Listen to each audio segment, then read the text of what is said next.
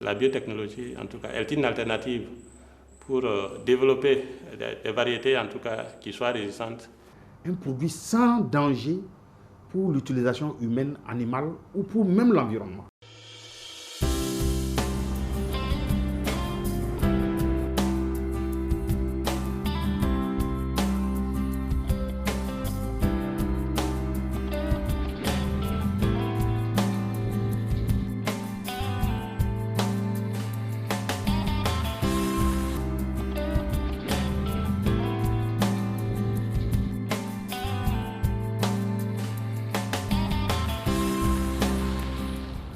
Le développement des biotechnologies concerne des secteurs aussi différents que la santé humaine et animale, l'agriculture et l'environnement.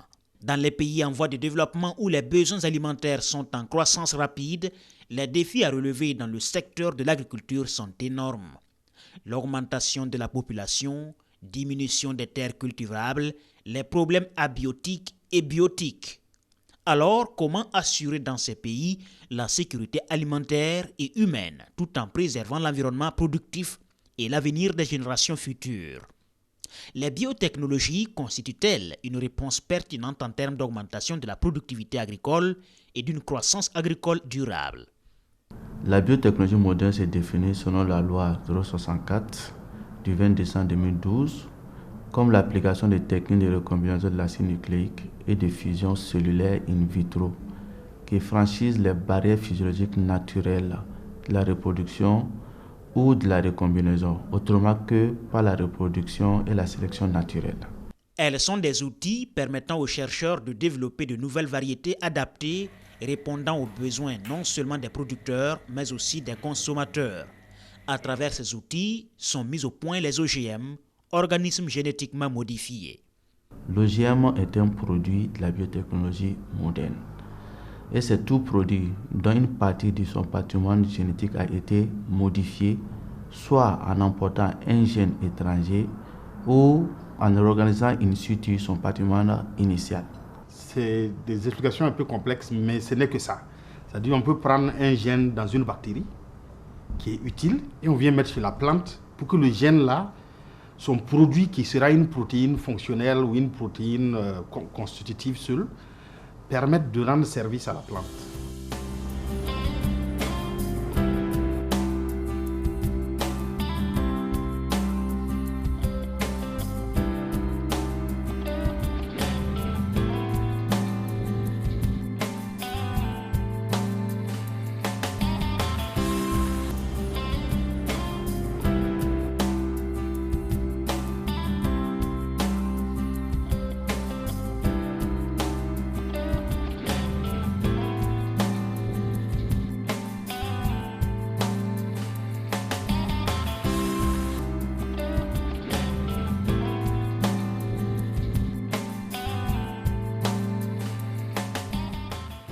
Il est aussi possible de modifier génétiquement un organisme sans un apport extérieur de gènes. Cette méthode, appelée édition génomique, utilise une endonucléase ou ciseau nucléaire qui coupe l'ADN à l'endroit souhaité et une fois la séquence coupée, des nucléotides peuvent être retirés, insérés ou remplacés pour modifier la séquence du gène et insérer le caractère désiré. L'édition génomique, c'est quoi? C'est modifier en fait une ou plusieurs parties du gène pour introduire un caractère nouveau à l'organisme. Et ce caractère, lorsque il est créé, il est transmis à la descendance. Donc, l'édition est stable et elle est précise parce que l'édition permet d'aller modifier les gènes qu'on veut à l'endroit que nous voulons pour créer en fait le caractère nouveau désiré.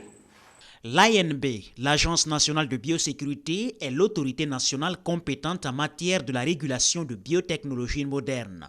Les demandes sont déposées auprès de l'agence et qui, après des expertises approfondies, décide d'autoriser ou pas les essais, les expérimentations et la mise sur le marché des OGM ou les organismes génétiquement modifiés.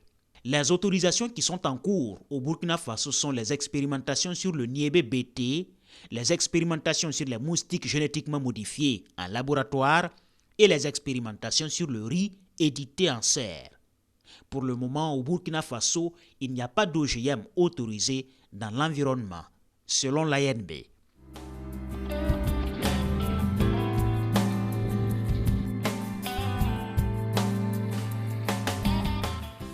Le coton est modifié avec un gène de Bacillus thuringiensis, d'où l'appellation BT. Le coton BT a été introduit au Burkina Faso en 2008 après plusieurs années de recherche. La nouvelle variété devait combiner les qualités traditionnelles des cotonniers d'Afrique de l'Ouest et une résistance aux insectes ravageurs. Les gens sont partis de 6 litres recommandés à plus de 15 litres quelquefois. Même malgré ça, les ravageurs persistent. Donc, en 2003, le Burkina a commencé l'expérimentation avec le coton génétiquement modifié, qui est le coton BT. Et avec le coton BT, les traitements ont diminué de 6 litres à 2 litres seulement à l'hectare, ce qui était un très bon gain. Donc, on a utilisé le coton américain qui était BT, génétiquement modifié. On l'a croisé avec le coton burkinabé, qui produit beaucoup et qui a de longues fibres. Et normalement, on devait faire des back-cross pour éliminer le fond génétique du donneur de gènes là. Mais déjà à back-cross 2, comme les gens étaient déjà contents des résultats, il restait 12,5% du fond génétique du donneur. Si vous ne surveillez pas ça, au bout de 5-6 générations, le fond génétique du donneur peut prendre le dessus sur le fond génétique que vous voudriez conserver au départ. Ça a été le cas pour le Burkina, de sorte que dans les années 2012-2013, les fibres courtes, qui sont les caractéristiques du donneur de gènes, ont commencé à être beaucoup plus abondantes. La situation s'est inversée, donc nos fibres longues ont diminué. Donc ça, c'était le cas où on a expérimenté le coton BT, qui est un OGM, aussi bien dans l'expérimentation en laboratoire jusqu'à l'autorisation pour la culture à grande échelle et la commercialisation. Ça a été un succès. Mais après, on a dû stopper pour des raisons de fibres longues, fibres courtes. Ça, c'est beaucoup plus technique. Mais de toute façon, c'était réparable. La chenille légionnaire cause d'importants dégâts aux cultures de maïs en attaquant toutes les parties aériennes de la plante, les tiges, les feuilles, les fleurs et les épis. La bactérie Bacillus thuringiensis produit des toxines actives contre la chenille légionnaire. Les gènes impliqués dans la synthèse de ces toxines peuvent également être extraits et intégrés dans le génome de diverses plantes comme le maïs. Cela permet au maïs de produire son propre insecticide naturellement et de devenir résistant face aux chenilles légionnaires. Il n'est donc plus nécessaire de le pulvériser. Le Burkina a bénéficié donc du maïs génétiquement modifié BT, puisque c'est ça qui est utilisé dans beaucoup de pays contre la chenille légionnaire. Vous savez, le maïs est maintenant dans certaines régions une plante qu'il faut surveiller. Dès qu'il y a la chenille, il faut traiter. Mais c'est beaucoup plus dangereux parce que si vous traitez le maïs, avec quel pesticide vous traitez, les conséquences vont être immédiates et énormes. C'est désastreux parce que le maïs est un aliment de base pour le Burkinabé. L'idéal serait d'avoir du maïs BT, où on connaît au moins la molécule qui contrôle le ravageur, on le connaît très bien, en lieu et place de beaucoup de pesticides que nous n'allons pas pouvoir contrôler. Malheureusement, lorsqu'on a retiré le coton BT, comme c'était avec Monsanto, ces expérimentations ont été stoppées net. Le niébé est l'une des spéculations les plus cultivées au Burkina Faso. De l'avis de certains chercheurs, la culture du niébé au Burkina Faso est menacée principalement par un insecte, Maruca vitrata. Maruca vitrata peut occasionner 20 à 80% de perte de rendement. Pour venir à bout de cet insecte, plusieurs méthodes de lutte ont été envisagées. La lutte biologique, la lutte chimique et l'utilisation de variétés de niébé résistantes. Toutes ces méthodes de lutte ont montré leurs limites face à ce ravageur. L'Institut national de l'environnement et de recherche agricole, INERA, a engagé des travaux d'expérimentation depuis 2009 pour déterminer l'efficacité des lignées transgéniques de niébé à contrôler l'insecte ravageur, et la seule alternative proposée à ce jour est le niébé BT, une variété résistante à la foreuse de gousse déjà vulgarisée dans certains pays africains comme le Ghana et le Nigeria. Cependant, Au Burkina Faso, des tests sont toujours en cours pour une meilleure connaissance d'un certain nombre de paramètres biologiques sous la vigilance de l'ANB avant la mise à disposition de ce niébé auprès des consommateurs. Nous pouvons donner le choix à un producteur d'utiliser le niébé BT en lieu et place du niébé conventionnel où il est obligé de traiter. Mais ça, c'est encore en expérimentation au niveau des laboratoires au Burkina, sous la supervision de l'Agence nationale de biosécurité. Mais ce projet était régional, donc il y avait le Nigeria et le Ghana qui étaient impliqués. Et à ce jour, le Nigeria, qui s'est basé sur les résultats du Burkina, a décidé d'aller beaucoup plus vite. Donc eux, ils ont résolu leur problème de pesticides sur le niébé. Donc au Nigeria actuellement, ils ont déjà vulgarisé la variété génétiquement modifiée qui est dans le champ des producteurs. Mais pour le Burkina, l'agence exige encore des tests supplémentaires. Au-delà de ça, récemment, il y a un chercheur, c'est Dr Woni, qui travaille sur la station de Farakoba. Il travaille sur une maladie bactérienne du riz, qui était devenue un gros problème au niveau de Bagré. Cette maladie appelée bactériose vasculaire du riz est causée par une bactérie phytopathogène appelée Xanthomonas oryza. Elle a été découverte au Japon dans les années 1884 suite à la Révolution verte. Elle s'est ensuite répandue en Asie, en Afrique, en Amérique latine et en Amérique du Sud. Au Burkina Faso, la maladie est présente sur les sites de Bagré, de Moctedo et de Di. Elle a été découverte suite à l'introduction d'une variété chinoise, la TCS10. C'est une variété très productive et très appréciée par les producteurs. Suite à l'introduction de cette maladie, il y a eu des épidémies successivement en 1998 et en 2004. Afin de proposer de nouvelles stratégies de lutte contre la bactériose vasculaire du riz, une équipe de recherche basée à l'ouest du Burkina Faso, précisément à Farakoba, au sein de l'Institut national de l'environnement et de recherche agricole, INERA, travaille sur les gènes impliqués dans la sensibilité du riz à la maladie.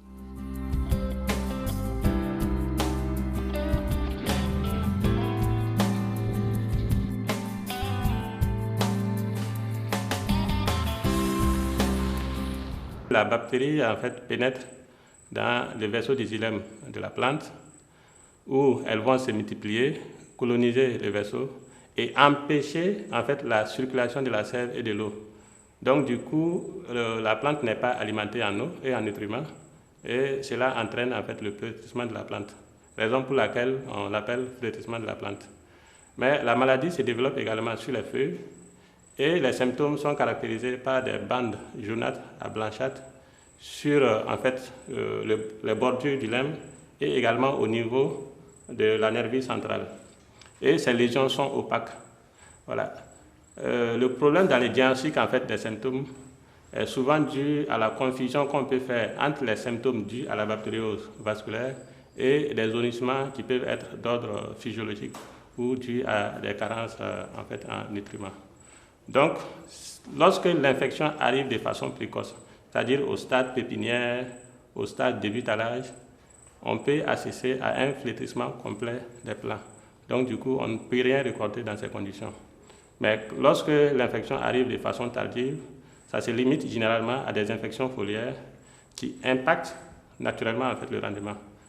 Et on a compris que cette maladie prolifère chez le riz grâce à un sucre qui est abondant. Donc, des technologies ont permis par édition génomique de réduire la production des facteurs qui permettent à la maladie d'habiter chez le riz. On modifie le gène qui est responsable de la production de glucose pour que la bactérie ne dispose pas de glucose pour se nourrir et se développer. Voilà. D'où la création de la résistance. Donc, ça veut dire qu'on transforme les gènes de sensibilité en gènes de résistance. Le riz qui a subi l'édition génomique est en expérimentation à Farakoba. Et donc, si ça marche très bien, ce riz on pourra transférer le gène qui a été édité là dans d'autres variétés pour les rendre tolérants et résistantes à la bactériose. C'est vrai qu'il y a des mesures pour lutter contre la maladie, mais la résistance variétale reste le meilleur moyen de lutte contre n'importe quelle maladie. Les techniques biotechnologiques employées suscitent un débat sociétal empreint d'inquiétude et de rejet idéologique. Mais ces craintes sont-elles fondées? Les essais et les expérimentations sur le riz édité, de même que les autres OGM, se font sous la vigilance de l'ANB. Toute demande qui est soumise à l'agence doit être évaluée. L'évaluation des risques est faite par le Comité scientifique national de biosécurité. Dans ce comité, à l'issue de leurs travaux d'évaluation, ont jugé nécessaire que ces riz ne produit pas de protéines ou de substances qui sont différentes des riz conventionnels. Et de plus aussi, ces protéines ne sont pas toxiques pour l'homme ni pour les animaux et n'ont pas un impact sur l'environnement. Donc il faut rappeler que l'évaluation des risques consiste à voir est-ce que le gène peut avoir un impact négatif sur la santé humaine et animale et sur l'environnement. Donc dans la conclusion qui a été tirée sur l'évaluation est que ces riz ne présentent pas ces dangers-là. Donc ce qui a permis à l'agence de donner l'autorisation sur la base des recommandations des travaux du comité scientifique. La biotechnologie ne s'applique pas qu'aux plantes. Pour lutter contre le paludisme, les chercheurs ont opté pour la modification génétique du moustique afin de diminuer la population femelle agent vecteur de la maladie. Pour le moustique, on peut faire la modification génétique pour que le moustique va produire plus de mâles que de femelles.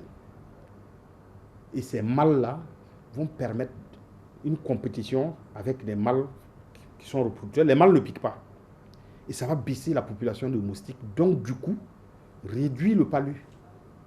Et ça, c'est en expérimentation dans le cadre d'un projet qu'on appelle Target Malaria. Mais au phare, c'est les biotechnologies agricoles, mais nous pouvons contribuer à sensibiliser les gens sur les bien fondés de ces technologies.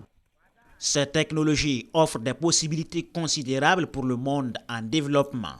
En effet, elles augmentent le rendement agricole, facilitent le travail des producteurs et diminuent les quantités de pesticides qu'ils utilisent. Revenir aux cultures traditionnelles demandera aux producteurs un bon effort d'adaptation. Je pense que de nos jours, au vu de l'actualité avec les changements climatiques, avec toutes les contraintes de plus en plus difficiles à gérer avec la méthode conventionnelle, il est nécessaire et il est incontournable que nous devons aller vers les biotechnologies modernes, y compris les OGM et l'édition génomique. Parce que de toute façon, comme on dit, la science est universelle. Si nous n'y allons pas avec nos chercheurs, d'autres chercheurs iront et nous allons recevoir les produits chez nous. Pourquoi on doit y aller? Parce que quelquefois, les gens s'inquiètent de ce que c'est parce qu'ils ne savent pas réellement définir la technologie. Imaginez un coton qui est modifié génétiquement. C'est comme s'il est vacciné pour produire son propre insecticide. Son insecticide est une simple protéine cristalline qui a été produite pendant des années pour faire de l'insecticide bio. C'est beaucoup moins dangereux que de prendre des pesticides de synthèse. Et souvent, c'est des insecticides qu'on ne contrôle pas. Donc, si nous prenons le cas de la chenille légionnaire, imaginez que nous soyons contraints au traitement de cette chenille. Ça a été le cas dans d'autres pays. Dans la zone américaine qu'on appelle Corn Belt. Ils ont connu ça bien avant nous. Et d'ailleurs, c'est parce qu'ils ont eu ces problèmes qu'ils ont cherché les solutions et c'est passé par les insecticides. Mais comment nous pouvons contrôler nos 85% de producteurs qui ne sont pas souvent bien, qui ne sont pas là à l'école pour lire les dangers liés aux pesticides? D'abord, c'est un danger pour eux-mêmes, mais quand ils vont faire des utilisations erronées, c'est-à-dire des pesticides périmés, des pesticides moins chers, des pesticides non homologués, qui vont être accumulés dans les céréales, les gens vont manger et on va avoir des conséquences plus graves que si, par exemple, on encourage une technologie BT qui est connue. On connaît la protéine qui est dedans et on sait qu'avec ça, vous ne traitez pas. Et la chenille légionnaire est contrôlée. Donc, vous voyez, c'est un choix. On doit donner une alternative à ceux qui veulent utiliser cette technologie. Et d'ailleurs, pour le cas du niébé, il faut s'attendre à manger le niébé BT qui est au Ghana. et au Nigeria. Parce que si ça ne tue pas les Nigérians, nous, on ne doit pas en avoir peur. Aux États-Unis, 96% du maïs est génétiquement modifié. Et ils utilisent ça directement dans leur alimentation ou dans l'alimentation du bétail. C'est un gène qui a été déplacé dans plusieurs plantes, dont on connaît les produits et qui a 22 ans d'expérience dans le monde. Les plantes OGM et celles issues de l'édition génomique suscitent la méfiance d'une partie de la population. Mais force est de reconnaître qu'aucun effet nocif sur la santé humaine ou animale ou sur l'environnement n'a pu être scientifiquement établi depuis le développement et l'autorisation de ces OGM à la culture en 1994. Au Burkina Faso, l'Agence nationale en charge de la réglementation des OGM veille au strict respect des conditions de biosécurité. L'agence donne toujours l'autorisation assortie de conditions, de conditionnalité. Et l'agence se donne les moyens de vérifier effectivement. Donc, ce qui fait que nous avons les inspections. D'abord, il y a des inspections avant la mise en application des essais, qui consistent à vérifier les installations, si ces installations sont conformes aux normes de biosécurité que l'agence a exigées. Et au cours des expérimentations, l'agence passe pour vérifier toujours les essais et également voir si les mesures de biosécurité sont toujours respectées. Dans toutes ces inspections sont les inspections programmées en commun encore avec le notifiant qui est informé en avance. Néanmoins, l'agence se donne le droit de faire des inspections inopinées pour vérifier toujours si les règles biosécuritaires sont toujours respectées. Donc, je peux rassurer toute la population que tout produit génétiquement modifié qui a été autorisé par l'Agence nationale de biosécurité est sans danger pour l'homme, pour l'animal et pour l'environnement. Mais il faut se rappeler qu'il n'y a rien sans danger. Voilà, donc quand on dit sans danger, ça veut dire que la modification ne sera pas à l'origine d'un risque pour les humains. Ça, c'est une garantie absolue. C'est que l'opinion publique doit savoir que l'agence œuvre toujours pour s'assurer que tout produit qui sera autorisé, ce produit ne puisse pas nuire à la santé humaine et animale, ni à l'environnement. Et ceux qui travaillent sur l'innocuité de ces produits-là n'ont pas pu prouver, n'ont pas pu montrer un lien avec des arguments scientifiques entre les produits de ce gène, qui est la protéine cristalline, et des maladies chez les hommes ou chez les animaux. Les outils de la biotechnologie constituent un atout pour la relance de la production agricole en Afrique et au Burkina Faso en particulier. Ils facilitent la production durable d'aliments de grande qualité et en quantité suffisante. Pas de raison de craindre les OGM et les produits issus de l'édition génomique. L'utilisation de ces opportunités offertes par les chercheurs va permettre l'amélioration de la sécurité alimentaire, la réduction de la pauvreté et la conservation de l'environnement.